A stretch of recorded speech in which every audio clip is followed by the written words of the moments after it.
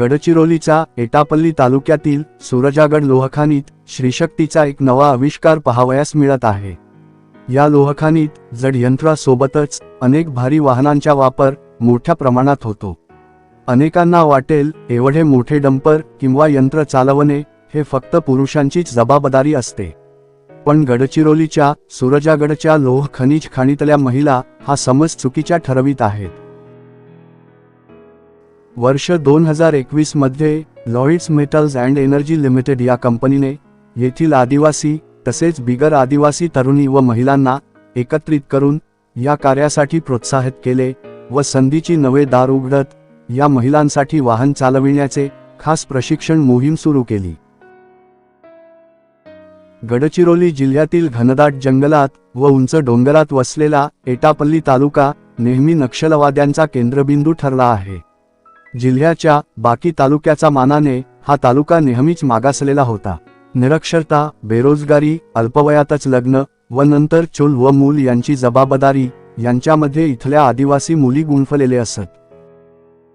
अशा बिकट परिस्थितीत इथल्या अनेक पुरुषांच्या समवेत काही मुलींनी वेगळे काहीतरी करावयाची हिंमत दाखविली। तालुक्यातील सुरजागड या लोह खनिज खाणीने त्यांचे नशीब बदलविले। ज्या मुलींनी कधी आयुष्यात सायकलही चालवली नव्हती आणि ज्यांचे शिक्षण 4वी-5वी तर काहींचे जेमतेम 10वी झालं होतं, आता त्याच मुली पारंपरिक चौकट ओलांडून नवा मार्ग निवडत आहेत। आज या आदिवासी मुली 4 चाकी कॅम्परपासून जेसीबीच काय तर 100 टन वजनाचे डंपर ट्रक पण मोठ्या कुशलतेने हाताळत आहेत। या प्रशिक्षणासाठी त्यांना फक्त गडचिरोलीतच नाही तर देशातील वेगवेगळ्या ठिकाणी नेण्यात आलं होतं, जसे की ओडिसा, झारखंड, मध्य प्रदेश आणि कर्नाटक। इथे त्यांनी अत्याधुनिक तंत्रज्ञान, जडवाहन आणि यंत्र चालवण्याचे कसून प्रशिक्षण घेतले।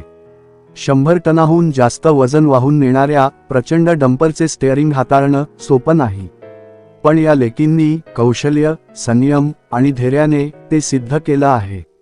आज या आदिवासी लेकींच्या हातात फक्त स्टेअरिंग नाही तर आपल्या घरांचं आणि भविष्यातील स्वप्नांचे नियंत्रण आहे।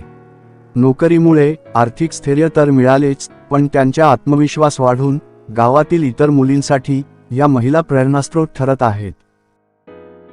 गडचिरोलीच्या खाणीतून सुरू झालेला हा बदल कदाचित उद्या महाराष्ट्रातीलच नाही तर भारतातील अनेक खाणीमध्ये दिसेल। ही फक्त ड्रायव्हिंगची कहाणी नाही तर धैर्य, मेहनत आणि प्रगतीचीही कहाणी आहे।